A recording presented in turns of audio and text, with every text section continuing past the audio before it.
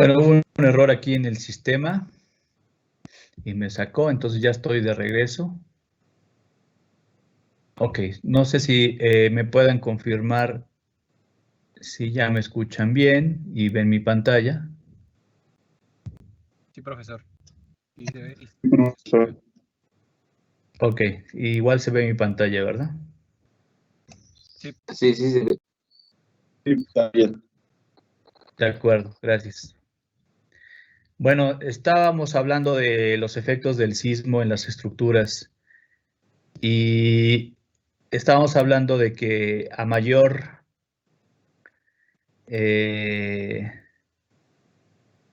digamos, entre más grandes son las fuerzas, también entre más grandes son los desplazamientos de la estructura se espera que tenga o que pueda tener mayor daño. Recuerden que el objetivo en diseño por sismo es evitar a toda costa que todas las estructuras se colapsen. O sea, no puede haber ninguna estructura que se caiga. Sin embargo, el ingeniero puede, si así lo desea, diseñar para que se tengan menores daños. Entonces, lo menos que puede aceptarse es, es daño pero sin colapso. No puede aceptarse colapso. Y el ingeniero puede decidir, bueno, yo quiero que mi estructura, si viene el sismo, un sismo, digamos, pequeño, mi estructura se mantenga elástica, es decir, que tenga cero daño. Pero si viene el sismo más grande que pueda ocurrir en este sitio, permitiría un daño moderado, pero no colapso. Colapso no es negociable, pero si el ingeniero quiere, puede permitir cierto daño. Estamos hablando del sismo más grande que puede ocurrir, ¿no? De un sismo pequeño también normalmente se pide que se diseñe la estructura para que no tenga ningún daño, pero en el sismo más grande, el ingeniero decide, bueno, el ingeniero y el dueño decide si esa estructura la quiere, cuál sería el nivel de daño que quiere tener. El nivel de daño que quiere tener en el sismo más fuerte es como el que está aquí en nivel 5, o el nivel 4, o el nivel 3, o el nivel 2, ¿no? Obviamente, entre menos nivel de daño quiera para el sismo más grande que puede ocurrir, más costosa va a ser la construcción. Pero por otro lado, más económica va a ser la reparación, ¿no? Entonces, bueno, esto también lo habíamos platicado.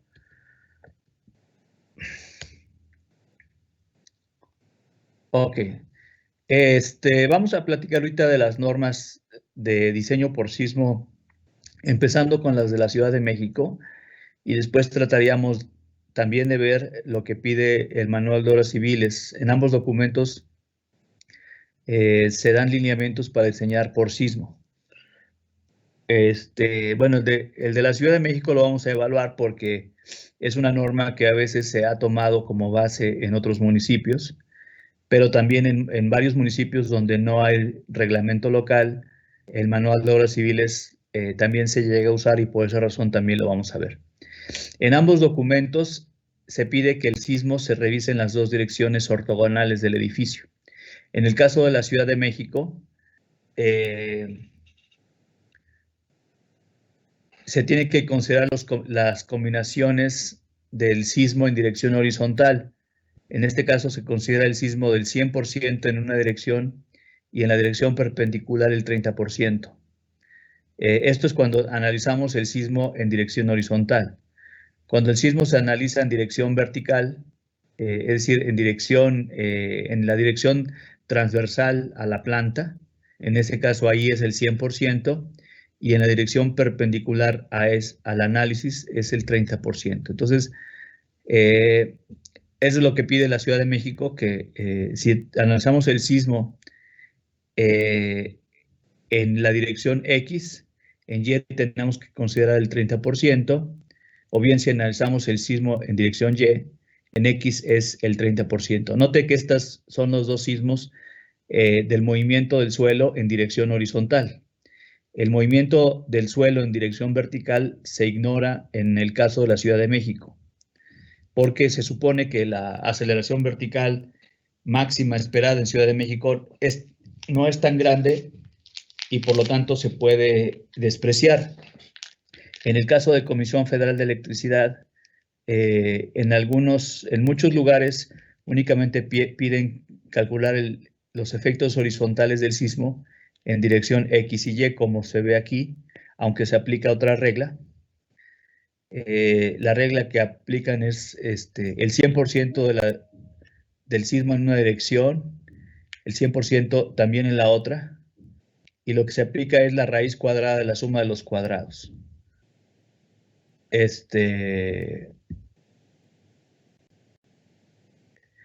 Y bueno, en algunos lugares, normalmente son aquellos que están en la zona D, se pide que también se analice por sismo vertical. Es decir, además de el sismo en dirección horizontal, se pide el sismo en dirección vertical. Bueno, normalmente en el caso de la Ciudad de México, se ha tenido 3 tipos de análisis para diseño por sismo. Uno de ellos es el que llaman simplificado. Sí, uno de ellos es el que llaman simplificado. Y solamente se aplica a estructuras de mampostería. Solamente aplica a estructuras de mampostería, el simplificado. El otro método es el estático. Y este análisis es equivalente a calcular fuerzas laterales equivalentes aplicados en los pisos o en las losas. El otro método es un método dinámico. Dentro del método dinámico diríamos que hay 2 tipos. Uno de ellos es el que ya se llama modal espectral y otro es dinámico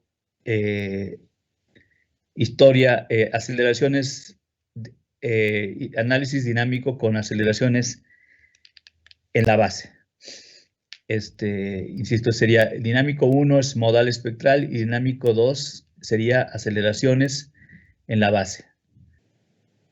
Para este curso únicamente vamos a hablar del simplificado que vamos a aplicar en mampostería y del estático que podemos usar en edificios de baja y mediana altura. En edificios de alturas mayores es necesario y forzoso hacer dinámicos, cuando menos modal espectral y, si es posible, aceleraciones en la base.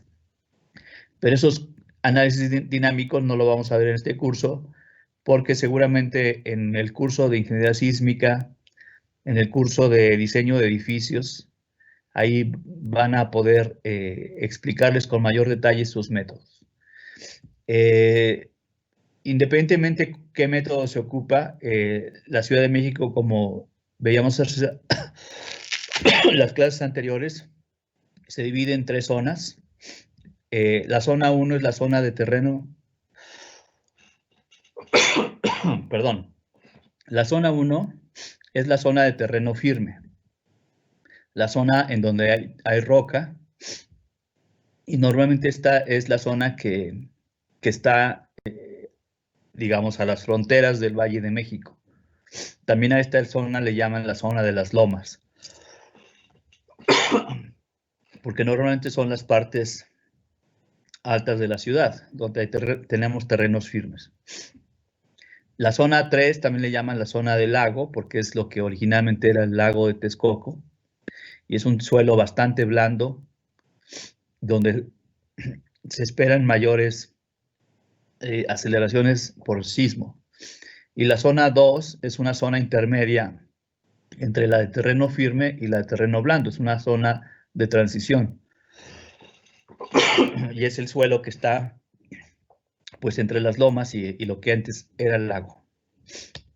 Bueno, ya veíamos un poco el mapa de la Ciudad de México y las zonificaciones, la zona 1, 2 y la zona 3. La zona 3 se ha clasificado también en diferentes zonas. Este mapa ha ido también cambiando con los años.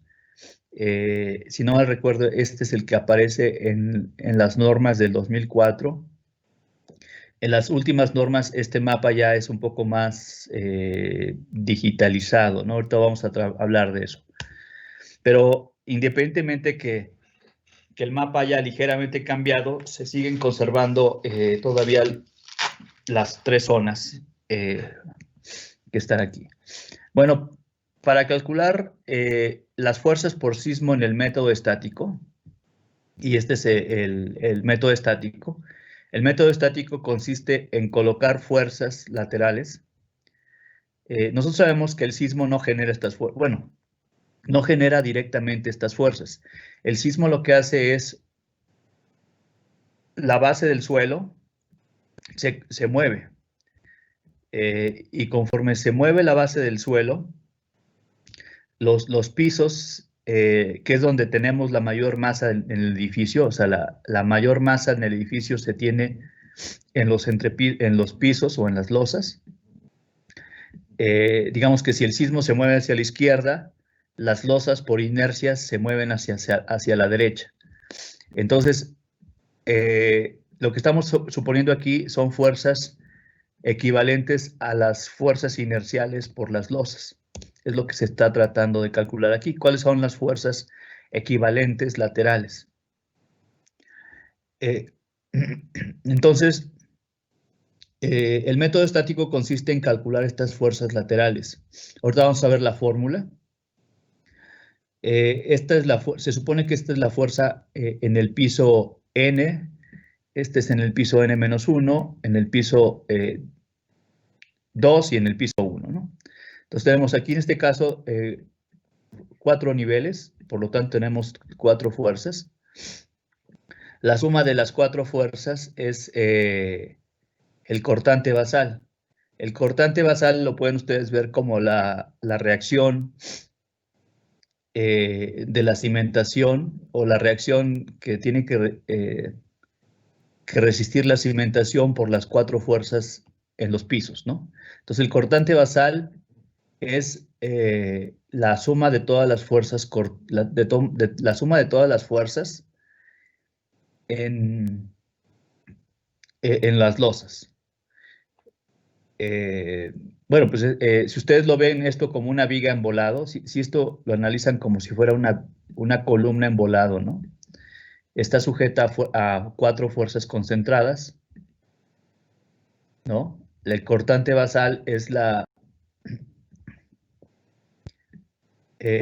suma de todas las fuerzas, ¿no? La suma de todas las fuerzas en todos los entrepisos. ¿Ok? Bueno, para calcular las fuerzas necesitamos también saber cuál es el coeficiente sísmico. El coeficiente sísmico es el porcentaje del peso de la estructura que daría como consecuencia la fuerza lateral. Entonces, cada una de estas fuerzas laterales es proporcionales. Digamos, esta fuerza en este nivel es proporcional al peso en este nivel. Entonces, cuando nosotros tenemos, cuando queremos pasar de una proporción a una igualdad, lo que aparece es una constante, ¿no? Entonces, la fuerza en ese nivel es igual a una constante por el peso. Esa constante, pues, es el coeficiente sísmico. O sea, es qué tanta fuerza o qué porcentaje de fuerza le va a llegar al piso en proporción al peso de ese piso, ¿no?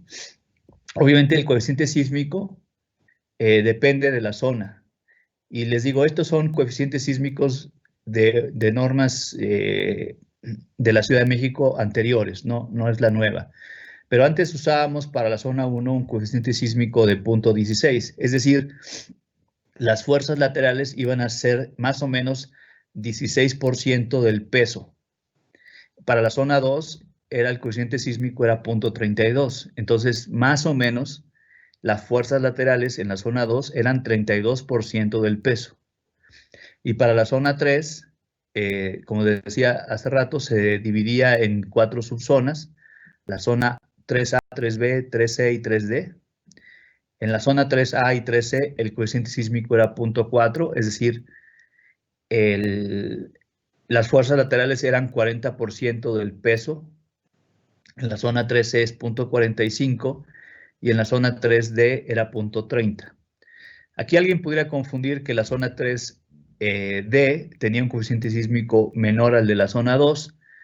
Sin embargo, no nada más influye el coeficiente sísmico, sino también la forma del espectro. Y ahorita vamos a hablar del espectro. Entonces, insisto, estos son valores anteriores. Estos valores han ido cambiando, ¿no? Por ejemplo, si ustedes veían, antes del 85, los coeficientes sísmicos eran ciertos valores. Después del 85, los coeficientes se incrementaron. Estos son los que se propusieron después del 85 y fueron vigentes, si no mal recuerdo, hasta el año 2004. En el 2017, bueno, fueron válidos hasta a la norma del 2004, que fue válida hasta el 2017. En el 2017 se hace una revisión de estos valores y ahora parece que nuevamente han cambiado. Y ahorita los vamos a ver, ¿no? Las estructuras por importancia se clasifican en estructuras importantes, zonas del grupo A o tipo A. Son estructuras muy importantes, por ejemplo, los hospitales, las escuelas, las oficinas del gobierno, museos, etcétera, ¿no? Estadios. Y estructuras tipo B son las comunes, casas de habitación, edificios para oficinas de baja altura, etcétera. Bueno, en las combinaciones de acciones, estas son las que se usaban hasta la norma del 2004, que fue válida hasta el 2017. En esas normas previamente se usaba, cuando no teníamos, nada más se tenían las cargas gravitacionales, solamente se usaba la carga muerta por 1,4 y la carga viva también por 1,4. Ahora esto ha cambiado, ahora es 1,3 la carga muerta y 1,5 la carga viva. Este es un cambio que hubo recientemente en las normas del 2017, perdón. Lo que no ha cambiado es lo del sismo. En el caso del sismo es 1,1 veces la carga muerta, lo mismo que en la carga viva y lo mismo que el sismo. El sismo, nada más recuerden que puede ir hacia la izquierda o hacia la derecha. Por esa razón se puede ir un más menos, ¿no? Insisto, mucho de lo que está en esta presentación es lo que se usaba antes en la norma del 87 y del 2004. Lo que ahora tenemos en el 2017, algunas cosas de aquí han cambiado. Entonces, el método simplificado es uno de los métodos para calcular las fuerzas por sismo. Este método solamente se aplica o se puede aplicar en estructuras de mampostería y regulares, pero sobre todo de mampostería.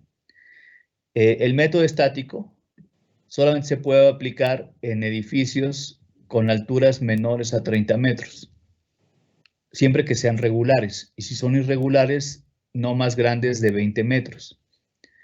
Esto es en el caso de la zona 2 y 3. En el caso de la zona 1, pueden ser hasta 40 metros si son regulares o 30 metros si son irregulares. En el caso dinámico, se puede evaluar cualquier estructura. Recuerden que en dinámico tenemos dos métodos. Uno que se llama el método dinámico modal espectral. Este es el que ustedes aprenden en ingeniería sísmica y en edificios. Y otro que se llama análisis dinámico con aceleraciones en la base. También le llaman historia en el tiempo, o también le llaman dinámico paso a paso. Estos métodos no se enseñan normalmente en cursos de licenciatura. El dinámico con aceleración en la base normalmente se enseña en cursos de posgrado. Entonces, en nuestro curso únicamente vamos a hablar del método simplificado y del método estático. los dos dinámicos los van a aprender ustedes en cursos avanzados.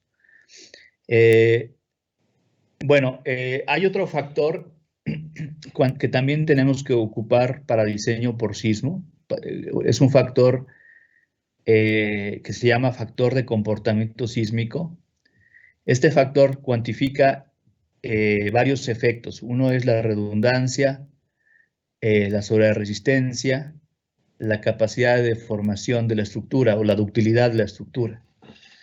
Si la estructura está bien, nosotros usamos la palabra detallado, pero si la estructura está bien reforzada, es posible que podamos tener mayores ductilidades y eso significa que podríamos tener mayores Qs o mayores factores de comportamiento sísmico. El factor de comportamiento sísmico es un valor que va entre 1 a 4, dependiendo de cuál es la ductilidad que se puede esperar en la estructura. Y ahorita vamos a hablar de ese.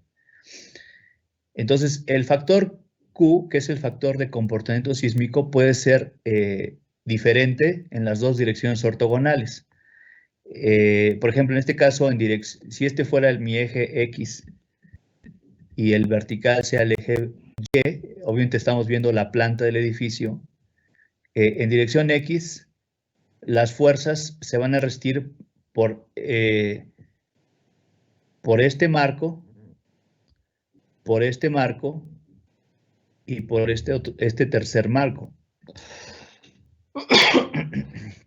Como ven, en el caso de fuerzas en dirección X, esa fuerza en dirección X se va a resistir por 3 marcos y los marcos están constituidos por columnas y por vigas. A este sistema le llamamos marco rígido o marco resistente a momentos. No sé si ustedes habían escuchado los nombres, pero cuando nada más la estructura consiste de columnas y vigas, le llamamos un marco rígido o un marco momento resistente o un marco a momento, como los tres son sinónimos. Entonces, la fuerza en X la va a resistir 3 marcos rígidos o 3 marcos resistentes a momento. Estos marcos normalmente tienen o pueden tener una ductilidad alta. Entonces, en este caso, el factor de comportamiento podría llegar a ser 2, 3 o incluso hasta 4. Pero en la otra dirección, cuando aplicamos fuerza en dirección Y, como pueden ver, en este caso tenemos 3 marcos. El marco central también es un marco a momento, pero los 2 marcos en los lados son marcos rigidizados por muros. Normalmente los muros no son tan dúctiles. Entonces, aquí podríamos usar un Q diferente, porque el sistema estructural va a tener menor ductilidad. Ahí podríamos pensar en Q de 3. Obviamente, con la experiencia ustedes y un poco de las guías de las normas pueden identificar si este puede ser 4 o este puede ser 3, ¿no? Dependiendo, ¿no? Por ejemplo, en el caso de la altura, con diferentes características, también puede existir diferentes valores de Q. Sin embargo, en este caso, lo que se asigna normalmente es el valor más pequeño que podemos tener. Por ejemplo, en el caso de estos 2 entrepisos, tenemos marcos a momento. Ahí podríamos usar un Q de 4. Sin embargo, en estos entrepisos, pues estaría entre 3 a 4. Pero lo que sí es que en estos definitivamente está en 3. Entonces, para todo este marco, es mejor usar el menor de los valores de Q, el menor de los factores de comportamiento sísmico. Aquí sería mejor usar 3 para todo el edificio, para esa dirección. Entonces, el caso del método estático consiste en calcular estas fuerzas laterales a partir de una fórmula. El método estático supone que domina el primer modo de vibración. El primer modo de vibración es que la estructura puede moverse, y aquí estoy tratando de reproducir cómo se mueve la estructura. Digamos que originalmente la estructura estaba completamente vertical. Permítame representar esta estructura con esta línea vertical. Pero cuando venga el sismo, la estructura se va a deformar hacia la izquierda y hacia la derecha. Pero si ustedes observan, como estoy dibujando la deformada de la estructura, todos los entrepisos, y aquí déjenme volverlo a hacer, digamos que este eje de columnas que es vertical, en el primer modo de vibración, todo ese eje se va a mover hacia la derecha. Con esas fuerzas, perdón, aquí ya me pasé, pero con estas fuerzas estáticas se van a mover todas a la derecha. Cuando todas las losas se mueven en la misma dirección, decimos que tenemos el primer modo de vibración. ¿Cómo sería un segundo modo de vibración? Voy a tratar de borrarlo aquí.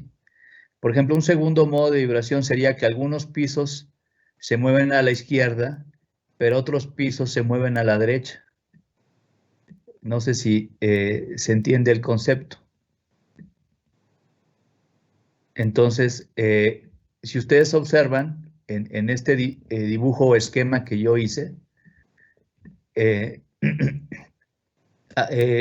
todos estos pisos se están moviendo hacia la izquierda, pero los pisos de arriba se están moviendo a la derecha.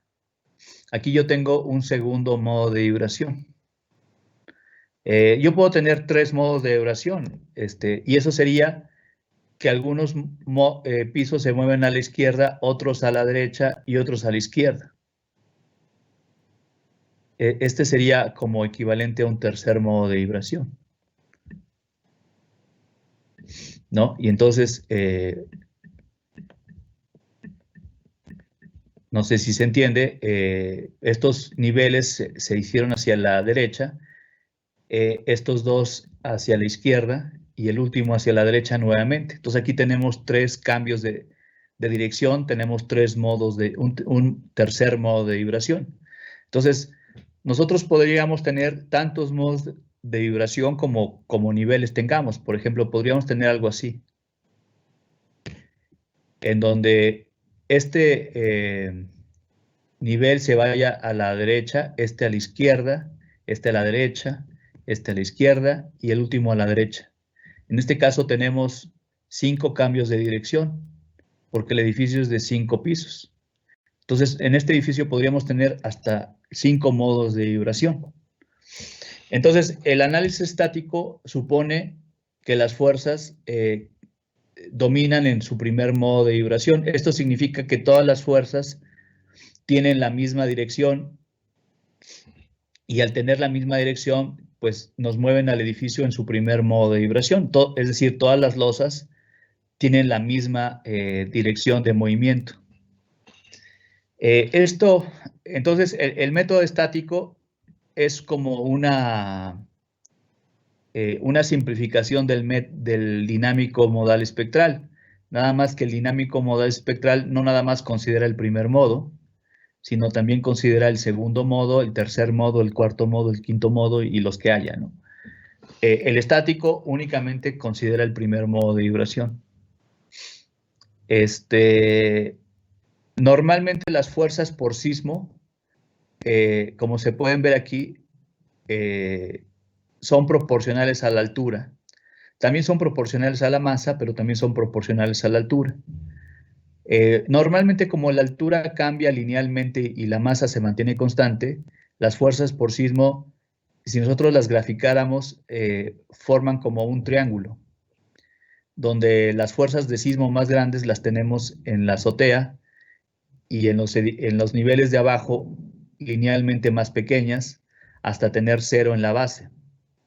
Entonces, las fuerzas por sismo son proporcionales a la masa, a la altura. Bueno, la masa es el peso, ¿no? Entonces, es proporcional a la masa o el peso y a la altura del edificio. Y si la masa es constante y la altura cambia linealmente, entonces las fuerzas también cambian linealmente también. Para calcular las fuerzas por sismo vamos a emplear esta fórmula que está aquí. Esta es la fórmula para calcular las fuerzas por sismo con el método estático. Bueno, aquí arriba se explica de dónde vienen, cómo viene esa fuerza, pero bueno, no es muy complejo derivar esa fórmula. Como pueden ustedes ver, las fuerzas por sismo depende del peso de todo el edificio. Bueno, el peso digamos, en este caso es la fuerza, esta es la fuerza en el nivel I. Entonces, eso es igual a el coeficiente sísmico, este es el coeficiente sísmico, por el peso en el nivel I. Y luego esto multiplicado por la altura y por el peso en el nivel I. Y este es la altura y el peso, pero es la sumatoria de todas las alturas y los pesos. Si ustedes observan detalladamente, este porcentaje no es otra cosa más que qué porcentaje de altura y peso tiene el nivel I respecto a todo el conjunto. Y este porcentaje multiplicado por el peso y bueno, este porcentaje multiplicado por la fuerza nos da la fuerza en el nivel I. La fuerza que no toma en cuenta el peso y la altura se obtiene multiplicando el coeficiente sísmico por el peso de ese nivel. Entonces, en este caso, el coeficiente sísmico anteriormente se calculaba como el coeficiente el coeficiente de la norma dividido entre el factor de comportamiento sísmico. Esto ha cambiado ligeramente porque ahora se han agregado otros factores. Digamos que anteriormente todo lo teníamos en el factor Q, pero ahora, como han cambiado también estos valores, ahora también han aparecido nuevos factores, no nada más aparece el factor Q. Entonces, resumiendo, la fuerza en el nivel I, antes era C entre Q por el peso del nivel I. Bueno, todo lo que está en esta fórmula, ¿no? Es esta fórmula aquí. Ahorita vamos a ver este ejemplo. Y yo creo que con este ejemplo podríamos entender cómo se aplica la fórmula. Aquí lo que queremos saber es, sabemos cómo es la geometría del edificio, sabemos los pesos en el edificio, y lo que queremos saber es cuánto valen las fuerzas por sismo en cada nivel. Ese es el objetivo que tenemos que hacer. Antes de eso, vamos a leer un poco las normas técnicas del 2017. Están viendo mi pantalla. Este documento se los voy a compartir en Teams para que ustedes lo puedan descargar y lo puedan leer completo.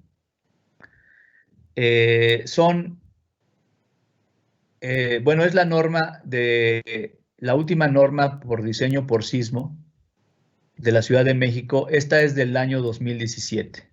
Se publicó en el año 2017, casi enseguida de que ocurrió el sismo del 2017. No significa que esta norma se elaboró en ese año. La verdad es que este documento se empezó a trabajar en el año 2011.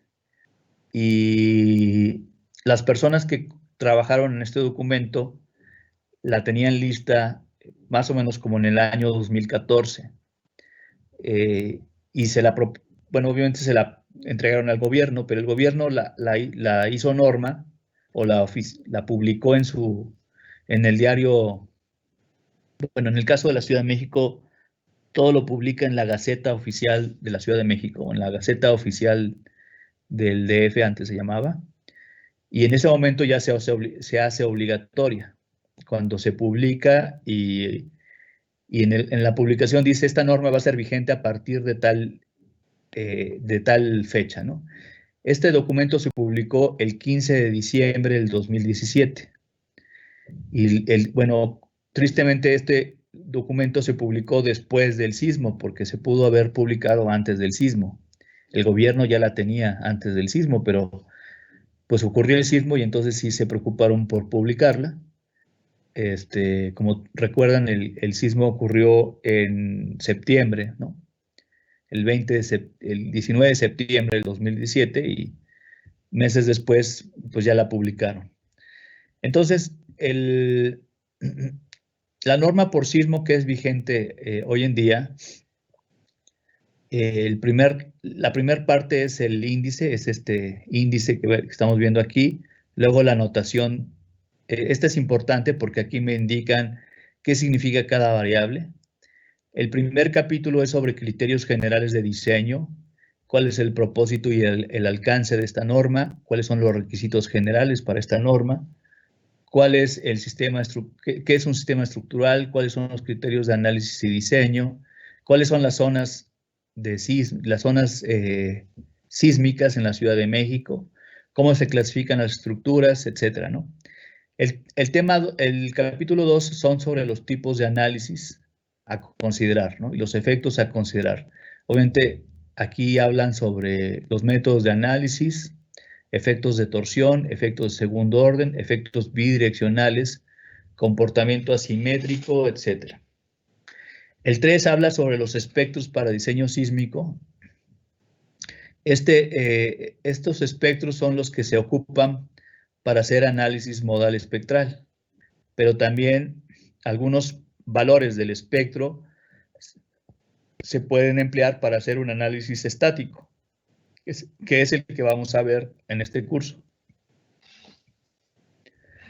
Bueno, ¿cómo se obtienen estos espectros? ¿Cómo se hace la interacción? Factor de importancia, factor de reducción, factor sobre resistencia. El 4 habla sobre el factor de comportamiento sísmico y distorsiones permisibles. El 5 son condiciones de regularidad. El 6 es el análisis dinámico, modal espectral. Este es el que no vamos a ver. Pero si alguien quiere estudiar sobre esto, puede leer este capítulo. El 7 es el estático, este es el que sí vamos a ver. El 8 es interacción. El 9, análisis para otras construcciones. 10, estructuras existentes. 11, diseño basado en control de desplazamientos. 12, sistemas con dispositivos para controlar la respuesta. Esto es un capítulo para tratar de considerar aisladores de base y disipadores de energía para reducir las fuerzas por sismo. El apéndice A es determinación del espectro de diseño para un sitio específico y el B, edificio con disipadores de energía. Bueno, entonces, aquí estamos viendo la notación. Esta es importante porque si ustedes ven una variable y no saben qué significa esa variable, pueden ir aquí y entonces aquí ya les pueden entender a qué se refiere cada una de las variables que están en las fórmulas. Normalmente A se refieren a aceleraciones, a veces, ¿no? A mayúscula a las áreas, F normalmente son fuerzas, pero bueno, cada una de las variables está indicada en esta parte. Entonces dice como el reglamento de las construcciones, el reglamento de construcciones para la Ciudad de México tiene un título sexto, que es sobre seguridad estructural. Y ese título sexto tiene un artículo 137. Y ese artículo 137 dice que las fuerzas por sismo se deben determinar como indica la norma de diseño por sismo, que es este documento que estamos viendo. Entonces dice, como se establece en el artículo 137 del título sexto del reglamento, estas normas deben aplicarse al diseño sísmico de edificios urbanos. Se incluye en esa acepción las naves industriales y las obras fabriles con estructuración similar a las de los edificios. Los requisitos de esta norma tienen como propósito obtener un comportamiento tal que, esto es importante, ¿qué es lo que se espera? Si alguien aplica esta norma, ¿qué debería esperar de su edificio después de que ocurra un sismo? Pues lo que están diciendo aquí es que después de que ocurra un sismo, si el sismo es de intensidad o de intensidad baja en la ciudad, acuérdense que la magnitud y la intensidad no es la misma. La magnitud es la fuerza con la que sale el sismo desde el origen, y la intensidad es cómo se va sintiendo en los diferentes lugares. Entonces, si a la Ciudad de México llegara un sismo con intensidad baja, entonces pueden presentarse, estos sismos de intensidad baja pueden presentarse varias veces durante la vida de la estructura. Entonces, dice, bajo sismos que puedan presentarse varias veces durante la vida de la estructura, se tengan a lo más daños que no conduzcan a la interrupción de la ocupación del edificio. En otras palabras, si viene un sismo pequeño, el edificio, todos los edificios deben estar, después del sismo deben de volverse a ocupar, es decir, posiblemente tuvieron algún daño, pero no es un daño que comprometa la seguridad del edificio. A lo mejor se rompieron algunos vidrios, bueno, pues no pasa nada, se reemplazan los vidrios y ya, ¿no? A lo mejor se cayeron algunos muebles, pues se levantan los muebles, pero la estructura se puede ocupar. A lo mejor hay algunas grietas, pero en los acabados, ¿no? Por ejemplo, recuerden que los muros de tabique se les pone un recubrimiento. A lo mejor ese recubrimiento se cayó, pero el muro sigue resistente.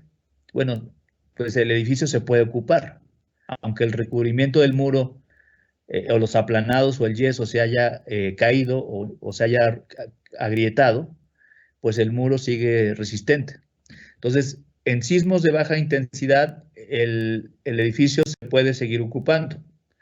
Sin embargo, bajo el sismo en que se basa la revisión de seguridad contra colapso, según estas normas, es decir, el sismo más fuerte que puede ocurrir en Ciudad de México, para ese sismo no puede ocurrir fallas estructurales mayores ni pérdidas de vidas, aunque pueden presentarse daños y o deformaciones residuales de consideración que lleguen a afectar el funcionamiento del edificio y requerir reparaciones importantes. Entonces, diseñar con esta norma no significa que el edificio va a estar sin daño después del sismo más fuerte que puede ocurrir en México. Porque a lo mejor alguien piensa que si se diseña por sismo no debería ocurrir ningún daño. No, la verdad es que el ingeniero lo podría hacer si diseña contra algo más fuerte a lo que está aquí, pero si diseña con lo que está aquí, lo que puede esperar es que si ocurre el sismo más grande que puede ocurrir en la ciudad, la estructura no se va a caer, si no se va a caer, si no se cae, no va a generar pérdidas de vidas. Sin embargo, puede haber daños en la estructura y puede haber daños que requieran ser reparados. Por ejemplo, puede haber grietas en columnas, grietas en vigas, grietas en losas, desplomes, pues obviamente todos esos daños se van a tener que reparar. Entonces, eso es lo que se diseña, en esta norma se diseña para eso. Como les digo, si ustedes quieren que el edificio se mantenga con cero daño después del sismo más grande que pueda ocurrir en la ciudad, pues lo pueden tratar de hacer, pero obviamente tendrían que diseñar para algo más fuerte a lo que está indicado aquí. Bueno, el sistema estructural, bueno, esto me lo voy a saltar, ojalá ustedes lo puedan leer completo. Nada más quiero pararme en las partes más importantes que yo creo que conviene. Lo de las zonas, dice esta norma del 2017 que para la Ciudad de México se divide en zona 1 o de lomas, zona 2 o transición, zona 3 o de lago, que es lo que hemos platicado, ¿no? Las estructuras se clasifican en estructuras del grupo A, son las estructuras importantes o esenciales, son edificaciones cuya falla puede tener consecuencias graves, se subdividen en dos subgrupos. El subgrupo A1 son edificaciones que reúnen al menos una de las siguientes características.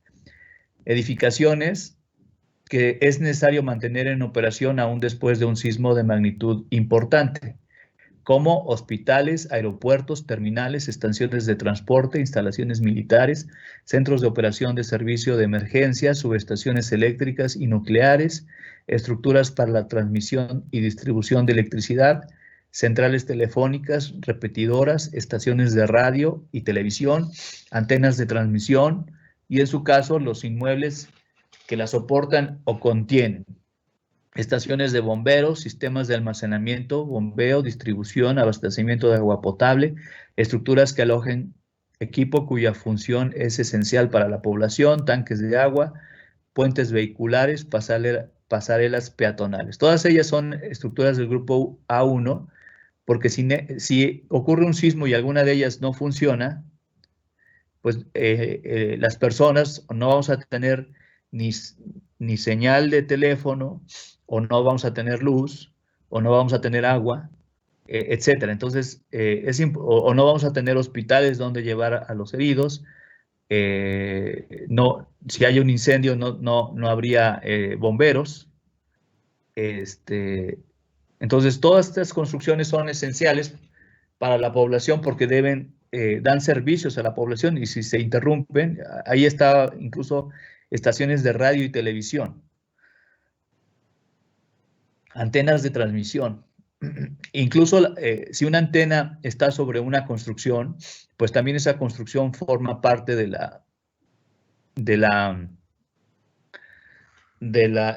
grupo A1, ¿no? También son parte de este grupo A1 edificaciones cuya falla implica un severo peligro para la población por contener cantidades importantes de sustancias tóxicas o explosivas. Por ejemplo, las gasolineras pues tienen que evitarse su falla porque podrían generar explosiones, ¿no? Incendios, depósitos o instalaciones de sustancias inflamables o tóxicas y estructuras que contengan explosivos o sustancias inflamables.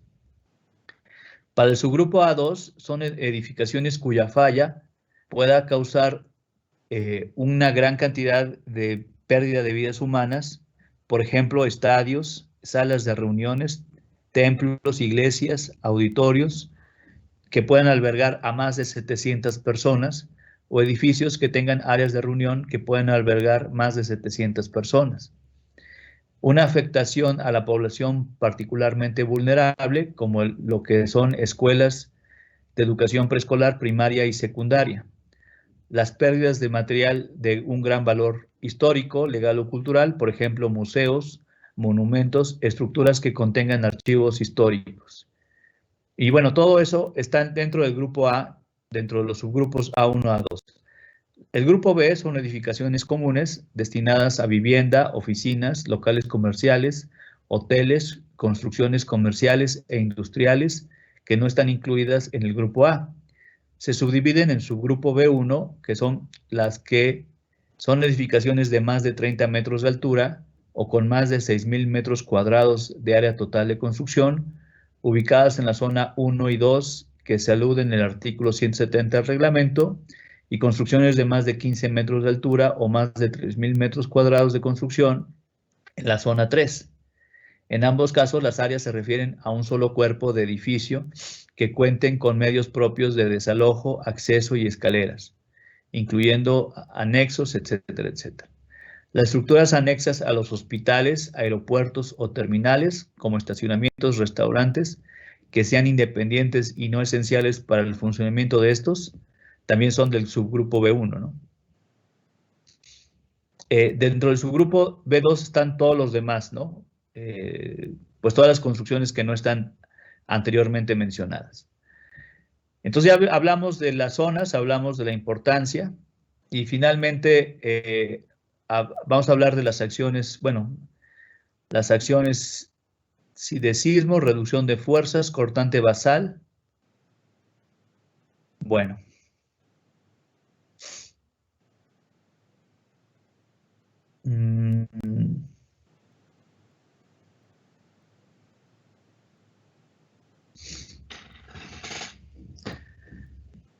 Ok, ahorita regresamos a esta parte. Separación de edificios colindantes. Por ejemplo, cuando tenemos dos construcciones vecinas o una junta a la otra, las dos construcciones deben estar separadas a una distancia, pues a cierta distancia, tal que cuando ocurra un sismo las dos construcciones no choquen entre ellas o no se golpeen entre ellas. Eso ha pasado bastante en sismos anteriores. Se ha visto que las estructuras que están muy pegadas chocan entre ellas y alguna de ellas termina dañándose por el golpeteo o por los golpes que recibe de la otra, ¿no? En este caso, la Ciudad de México pide que los predios estén separados a una distancia de 50 milímetros, o bien el desplazamiento lateral calculado para cada nivel, como se calcule en el análisis, y bueno, o bien 0.003 veces o 0.006 veces la altura sobre el terreno en las zonas 2 y 3 respectivamente. Bueno, okay. Aquí estamos hablando de los tipos de análisis para sismo, ¿no? Ya hablamos hace rato de los diferentes métodos de análisis. Dice aquí, las estructuras deben diseñarse en general con alguno de los métodos de análisis dinámico que se describe en el capítulo 6. El método estático del capítulo 7 solamente es aceptable cuando se cumplan los requisitos establecidos en ese capítulo. Para edificaciones que excedan los límites de altura, deben verificarse el diseño estructural con un análisis dinámico. O sea, bueno, entonces esto me lo voy a saltar. Esto también me lo voy a saltar por ahora. Estos efectos de torsión. Obviamente, los edificios con las fuerzas de sismo pueden torcerse. Entonces, aquí nos indican cómo hay que calcular la excentricidad por torsión, pero eso, insisto, lo quiero platicar más adelante. También los efectos de segundo orden, eso también lo platicaríamos después. Los efectos bidireccionales, hace rato les platicaba que hay que calcular el 100% del sismo en una dirección y el 30% en la dirección perpendicular. Aquí está esa regla que estábamos comentando hace rato. Bueno, ¿qué más? Los péndulos, ok. Nada más estoy tratando de detenerme en los aspectos más importantes para este curso. Bueno, esto tiene que ver con diafragmas, aceleraciones del piso. Me estoy saltando toda esta parte que ahorita no vamos a, por ahora, ver, ¿no? Fuerzas para diseño en diafragmas, todo esto me lo voy a saltar. Ok. Bueno, espectros para diseño sísmico.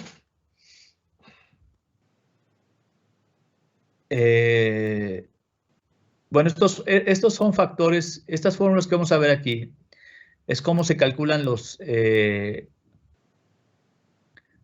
diferentes factores para calcular el espectro de diseño, ¿no? Esto, como les digo, ahorita no lo vamos a platicar. Lo vamos a platicar más adelante, en las siguientes clases. Bueno.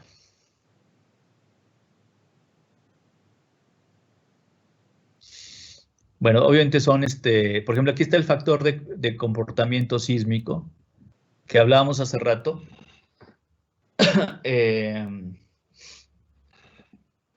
Dice aquí, las ordenadas espectrales se tienen que reducir entre un factor de comportamiento sísmico Q', que se calcula como en estas ecuaciones. Obviamente esto lo vamos a ver más adelante. Factor sobre resistencia.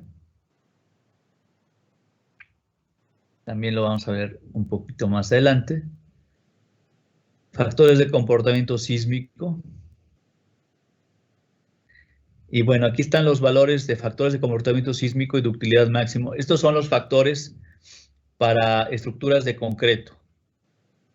Dependiendo cómo sea la estructura de concreto, ustedes pueden escoger un Q que puede ser 4, 3 o 2, como pueden ustedes ver, dependiendo de la ductilidad que quieran o que se pueda proporcionar a la estructura. Entre más dúctil, más grande es el valor Q. Y también el gamma máximo son los desplazamientos más grandes que se pueden permitir en la estructura. Vamos a hablar de esto también enseguida, ¿no? Y pueden ver ustedes en esta tabla que hay diferentes valores de Q dependiendo de cómo es el edificio y dependiendo cómo la ductilidad que quieran tener. Y los valores andan entre 2, bueno, hay uno de 1, ¿no? Pero todos los demás son 2, 3 o 4, y excepto este es de 1.0. Más abajo vienen los de edificios de acero y compuestas, y aquí están los factores Q y los gamma máximos para diferentes tipos de construcciones de acero, diferentes ductilidades, y aquí tendríamos 2, 3 o 4, ¿no? Algunos valores tienen 1.5, algunos tienen 1. Más abajo vienen los de mampostería, que también van entre 1, 1.5 y 2.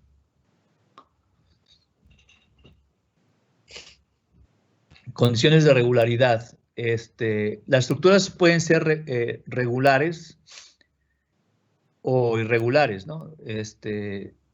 Una estructura regular es la que cumple estos 13 requisitos.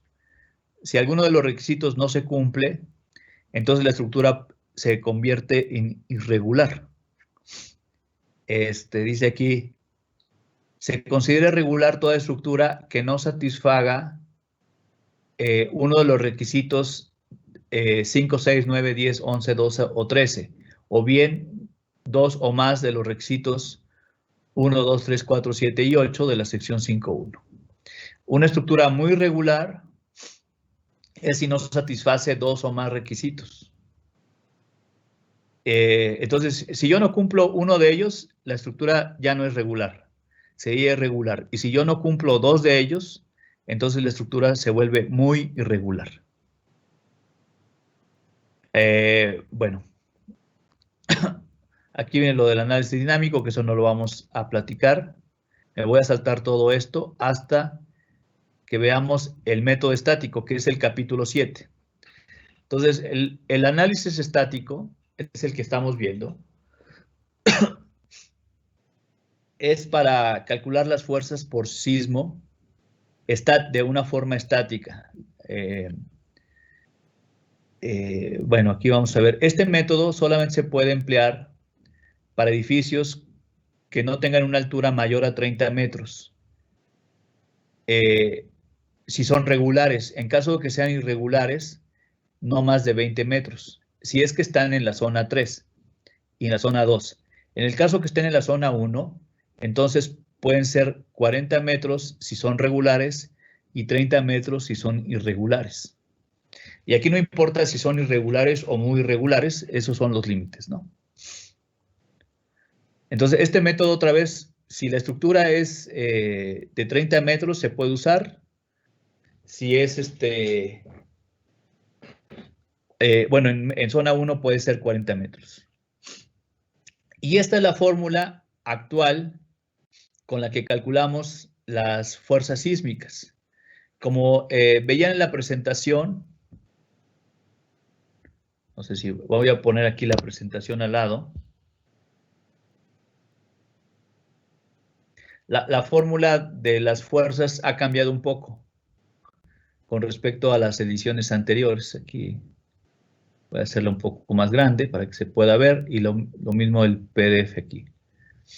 Entonces, este coeficiente sísmico es el que tenemos acá. Bueno, en realidad CS, recuerden que aquí en esta fórmula se ponía como C entre Q. Entonces, ese C entre Q sigue aquí, ¿no? Es C entre Q, nada más que es Q' en realidad. Pero también, si ustedes observan, ahora se reduce por R también. Entonces, Q' es el factor de reducción de las fuerzas por sismo. Este factor Q' toma en cuenta que la estructura se va a comportar no linealmente, ¿no? Si Q' fuera 1, la estructura debería de comportarse de forma elástica. Al dividirla entre Q', estamos calculando fuerzas menores, pero estamos aceptando que la estructura va a estar o va a tener un comportamiento no elástico. Anteriormente no se usaba el factor R, sin embargo lo que se hizo en México fue aumentar los coeficientes sísmicos, o el C se aumentó, porque anteriormente el C anterior contemplaba ya el R incluido, pero ahora el C se separó del R y entonces ahora tenemos el C y el R separado. Entonces, R es el factor de sobre resistencia del edificio.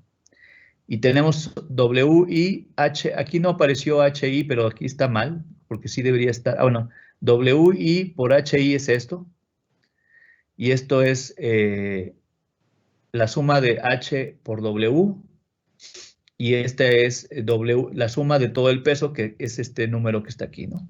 Entonces, esta es la fórmula que vamos a ocupar para calcular las fuerzas por sismo con este método. Dice aquí que el valor Q' debe evaluarse con el periodo. El coeficiente C se obtiene del SACID. Este SACID es un programa de computadora que se puede correr se puede correr en un navegador. Yo aquí lo tengo abierto. Vamos a ver si lo tengo aquí. Debe estar aquí. Aquí está. Sí, perdón. Lo tengo aquí abierto en una página de internet. Si ustedes quieren entrar a este programa, pues es muy fácil, solamente tienen que ir a la página sacid.unam.mx. Obviamente tienen que crear una cuenta. Vamos a ver si lo puedo enseñar. Perdón, esto no.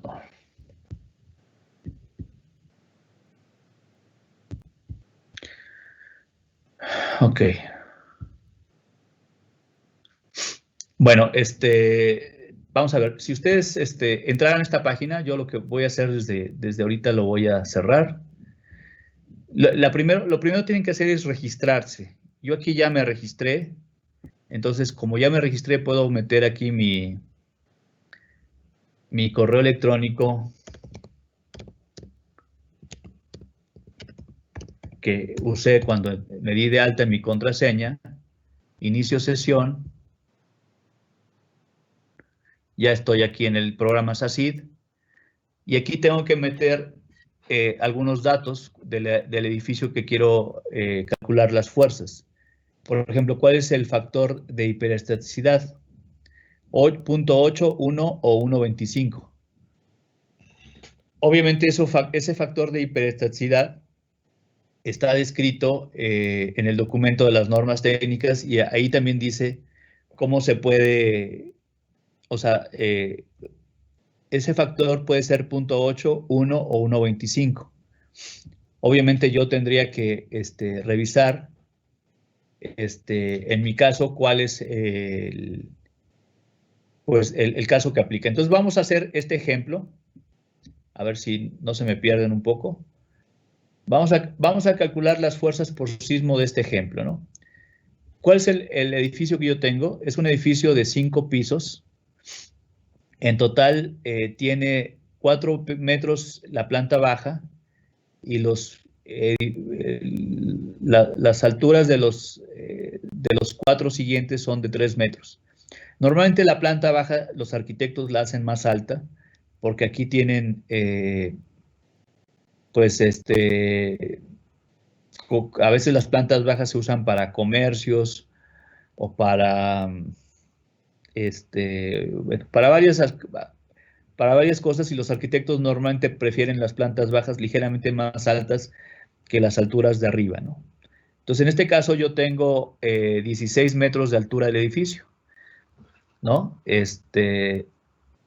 Como este edificio es menor a 30 metros de altura, está en la zona 3A. Bueno, la zona 3A, recuerden que era 20 metros, ¿no? Era 20 metros si era regular. De hecho, aquí está, es en la zona 3, sí. No, 30 metros sí es regular y 20 metros sí es irregular. Entonces, este edificio pienso que va a ser regular, entonces no hay problema. 16 metros de altura, puedo usar el método estático. En este caso se dan los niveles, los entrepisos. Recuerden que los niveles es donde están las losas. Los entrepisos es donde, el entrepiso es donde, entre dos pisos, como su nombre lo dice. Entrepiso es entre los dos pisos. Y aquí WS, en este caso son 90 toneladas, es el peso en toda la losa. Por ejemplo, el peso en toda la losa del nivel 5 es 90 toneladas, el peso en toda la losa del nivel 4, 120, el peso en toda la losa del nivel 3, 150, el peso en la nivel 1 es 180. El edificio, dice aquí, es ocupación estándar, es decir, puede ponerse en el grupo B y está en la zona 3A. En la dirección X está estructurado con marcos dúctiles de concreto reforzado, entonces Q puede valer 4. Mientras que en dirección Y existen muros de concreto que resisten más del 50% de las fuerzas sísmicas, entonces ahí puede ser Q igual a 3. Estime las fuerzas y cortantes de entrepiso. Bueno, vamos a ver. Bueno, okay. Entonces, vamos a irnos a la norma. Vamos a ver cómo es ese factor. A ver si nos da tiempo, ¿no? Ese factor K1, que es el de corrección por hiperestaticidad. La hiperestaticidad, no sé si ustedes entiendan qué significa este término. Una estructura que tenga muchas conexiones, vigas a columnas. A ver, ¿cómo lo explico? Por ejemplo, mi edificio que yo tengo tiene diferentes nodos o nudos, ¿no? El nodo es donde se intersectan las columnas con las vigas. Cada uno de esos nodos puede llegar a fallar, pero entre más nodos tengas, menor probabilidad tengo de que el edificio se caiga. Entonces, entre más conexiones yo tenga, menos probabilidad tengo que el edificio se llegue a caer. Entonces, eso es la hiperestaticidad, es que el edificio tiene tantos elementos que su falla es muy poco probable. Por ejemplo, aquí el factor de hiperestaticidad es 0.8 para sistemas de concreto, acero o compuestos que tengan menos de 3 crujías resistentes a sismo en la dirección del análisis, o 2 o menos crujías resistentes a la dirección normal a la del análisis. En mi caso yo tengo 3 crujías resistentes, pero tengo, o sea, Q igual a 0.8 si tengo menos de 3. Y Q igual a 1 sería para estructuras de mampostería y para sistemas de concreto, acero o compuestos que tengan 3 o más crujías resistentes a sismo en las dos direcciones, y 1.25 para los sistemas duales incluidos en la tabla 421 y 422. Entonces, en mi caso, no sé si estén de acuerdo, Q, el factor de hiperestaticidad es 1, porque yo tengo 3 crujías. En mi estructura yo tengo 1, 2, 3 crujías. Por lo tanto, aplica K igual a 1, ¿no? Entonces aquí está el factor de hiperestaticidad 1. El factor de importancia, nada más tengo B, A1 o A2. En este caso, la estructura es del grupo B. El factor de irregularidad, lo vamos a ver, es este.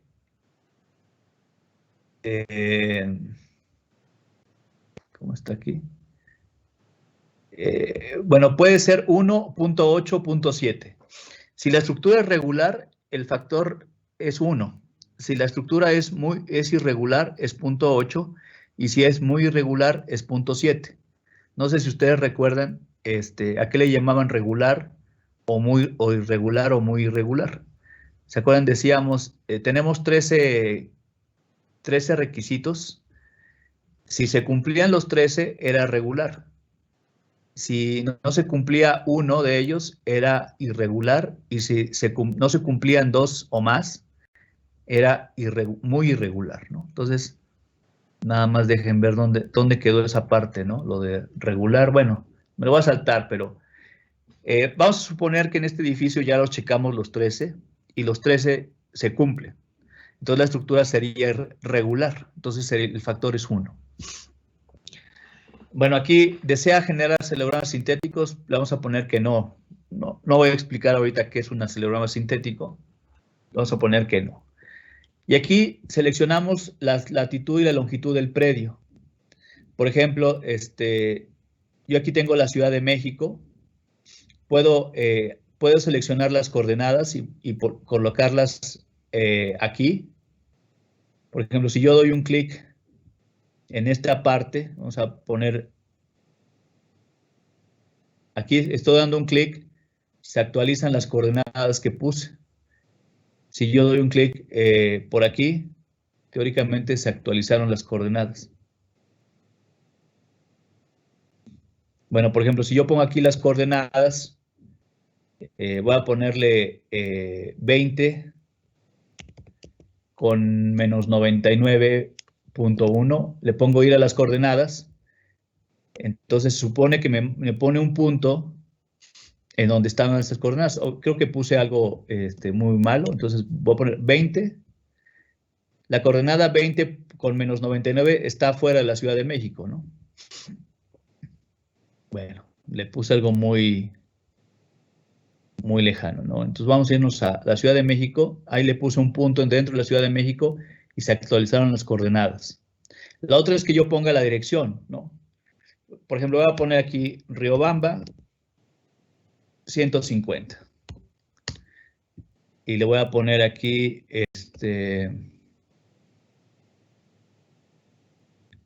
¿cómo está? Procesar. Entonces, pues teóricamente, vamos a ver. Teóricamente encontró el predio, bueno, más bien creo que para estas coordenadas encontró los espectros. Esto que estamos viendo aquí son los espectros de diseño. Y vamos a hablar un poquito de qué significan estos espectros, pero lo más importante, lo que pueden ustedes ver que en estas gráficas, el eje horizontal es el periodo del edificio y el eje vertical es el coeficiente sísmico. En este caso, dice aquí son gales o centímetros por segundo cuadrado. Bueno, y aquí tenemos varias curvas. Dice aquí, el azul es un espectro elástico sin reducir. El naranja es un espectro de diseño con Q igual a 1,5. El verde con Q de 3. Este con peligro uniforme. Este diseño Q igual a 1. Este diseño Q igual a 2. Y este diseño Q igual a 4. Entonces, nosotros tendríamos que definir cuál es el Q que tenemos que ocupar. En este caso, suponiendo que vamos a suponer que vamos a usar un Q igual a 4, sería la línea verde oscura. Bueno, vamos a pararnos en alguno de ellos. Este de Q igual a 1,5, este espectro naranja. En este caso, el valor máximo del espectro es el coeficiente sísmico. Por ejemplo, este es el máximo coeficiente sísmico si tuviéramos un Q de 1,5. Si tuviéramos un Q de 4, el máximo valor de aceleración es el coeficiente sísmico. Bueno, entonces, teóricamente, vamos aquí, generar documento. Bueno, ya vamos a terminar. Entonces, bueno, ya no tengo mucho tiempo, pero ya para terminar el ejemplo, vamos a aplicar esa fórmula. Ahí donde dejé la... Está aquí, ¿no? No, esta no es. ¿Dónde dejé el...? Es esta. Bueno, vamos a aplicar esta fórmula que es para calcular las fuerzas por sismo. Creo que la teníamos. Aquí está. Para calcular esta fuerza, voy a usar una hoja de Excel para hacerlo más rápido. Denme, por favor, 2-3 minutos y con eso acabamos. Lo que quiero hacer, aplicar esta fórmula, va a ser algo muy rápido. Entonces, en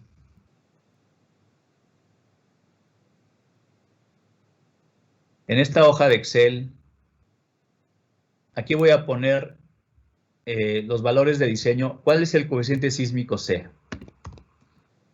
Ahorita voy a ponerle un valor inventado, pero ese coeficiente sísmico tiene que ser el máximo valor del espectro que acabamos de ver. Le vamos a poner aquí 0.2, pero después lo corregimos, ¿no? ¿Cuánto vale Q'? Bueno, Q' le vamos a dar por ahora 4.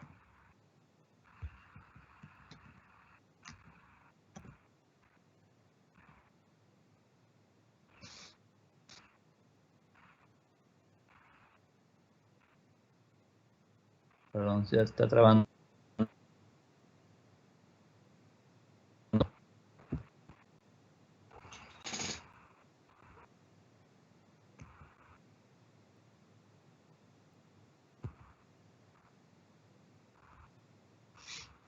Aquí.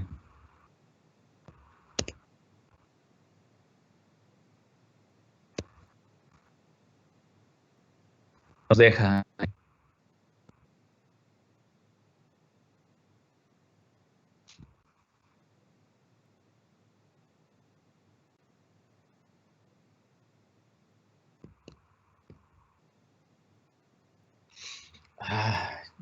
No, ya está muy lento esto.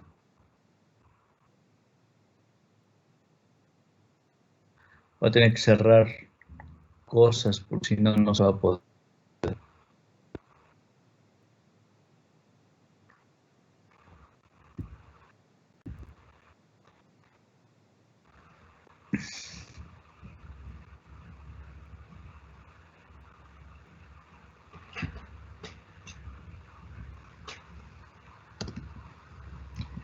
Bueno, a ver, vamos a ver rápido. Entonces, R le vamos a poner 2. Y aquí vamos a hacer una columna, una tabla como nivel 5, 4, 3, 2, 1. Y aquí vamos a ponerle cuál es el peso de cada nivel, la altura de cada nivel, cuál es el producto de peso con altura. Y aquí creo que ya sería la fuerza, ¿no? La fuerza en cada nivel. A ver si se puede apreciar bien. Entonces, voy a copiar los pesos de la hoja. Son 90, 120, 150 y 180, ¿no? Entonces, aquí sería 90, 150, 180, 180, creo que era eso. 90, 120, 150, perdón, 120, 150, 150 y 180. Y las alturas, el nivel 1 tenía 4 y todas estas tenían 3 y 3, ¿no? Bueno, esta es la altura de cada nivel, pero yo lo que quiero es la altura con respecto al suelo. Entonces aquí vamos a ponerle la altura con respecto al suelo. Entonces, si están de acuerdo, sería la suma de la altura de ese entrepiso por la altura acumulada, ¿no? Entonces el edificio 5, el nivel 5 está a 16 metros con respecto al suelo, 13, 10, 7 y 4 con respecto al suelo. Entonces aquí vamos a poner WI por IHS, donde IHS es la altura con respecto al suelo. Entonces el producto del peso con la altura respecto al suelo. Por aquí voy a poner la suma. La suma, la que necesito es la suma del peso. La suma de todo el peso. La estructura pesa 690 toneladas en total. Y la suma de WI por HI es 6,270.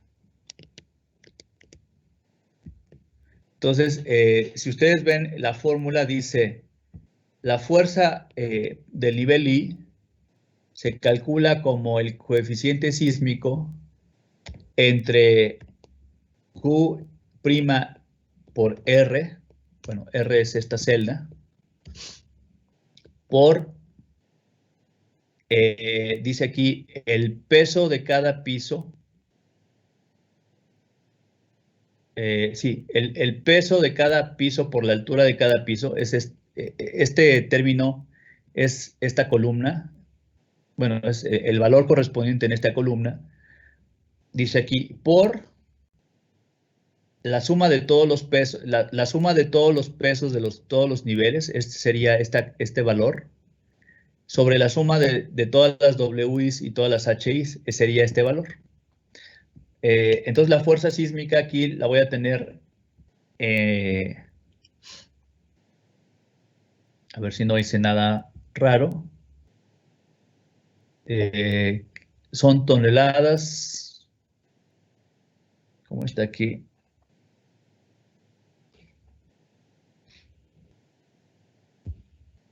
Ok, déjenme hacer esto. Algo que no puse aquí fueron las unidades, ¿no? Entonces, estas son toneladas, estos son metros, estos son metros, entonces tonelada por metro. Déjenme ver si está bien calculado esto. Sí, algo está mal aquí. A ver, vamos a hacerlo. Es otra vez el coeficiente sísmico entre Q' y entre R. Esto multiplica a este valor por la suma de todos los pesos entre la suma de todos los pesos por las alturas. Esta es la fuerza ya en toneladas, exactamente. No sé si se entendió lo que estoy haciendo con la fórmula. Ahora, nada más que recuerden que en este caso C y Q son constantes, entonces les voy a poner este signo de pesos para indicar que son constantes. Y también la suma son constantes, ¿no? Lo único que va a cambiar es el valor de esta celda, que para el nivel 5 es 1440, pero para el nivel 4 es 1560. Entonces, estas las copio aquí. Por ejemplo, aquí estoy aplicando la misma fórmula, C entre Q' y entre R, multiplicado el peso y la altura del entrepiso 4, entre la suma de todos los pisos y la suma de todos los pisos y las alturas. Lo mismo para el entrepiso 2, por ejemplo, es C' entre Q' entre R, por el peso del nivel 2, por la altura del nivel 2, entre la suma de todos los pesos y la suma de todos los pesos y las alturas. Entonces, en resumen, la fuerza en este edificio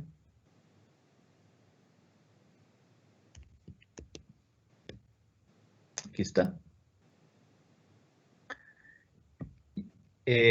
La fuerza por sismo en el nivel 5 sería 3.96 toneladas, en el 4, 4.29 toneladas, en el 3, 4.13 toneladas, en el 2, 2.89 toneladas y en el 1, 1.98 toneladas. Esas son las fuerzas en cada uno de los niveles. Yo tendría que meter esas fuerzas en el análisis y calcular los desplazamientos y los elementos mecánicos, los momentos que generan las fuerzas, los cortantes, las cargas axiales, etcétera, ¿no?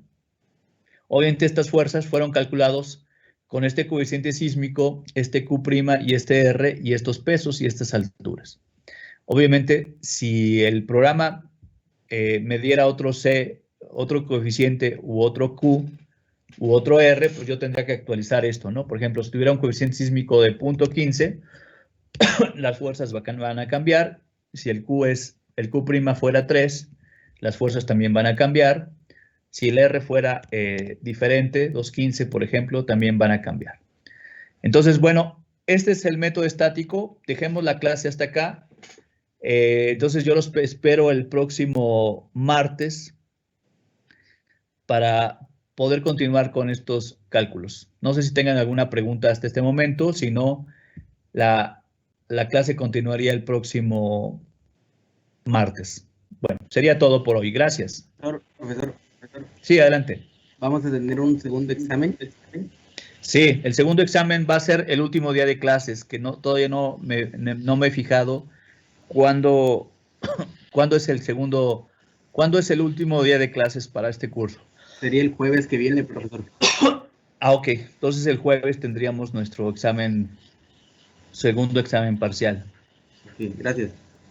Sí, acuérdense que el segundo examen incluiría pues todo lo que vimos de viento y esta parte de sismo, ¿no? Profesor, ¿cree que existe la posibilidad de que suba las diapositivas para irlas estudiando poco a poco? ¿Cuáles diapositivas?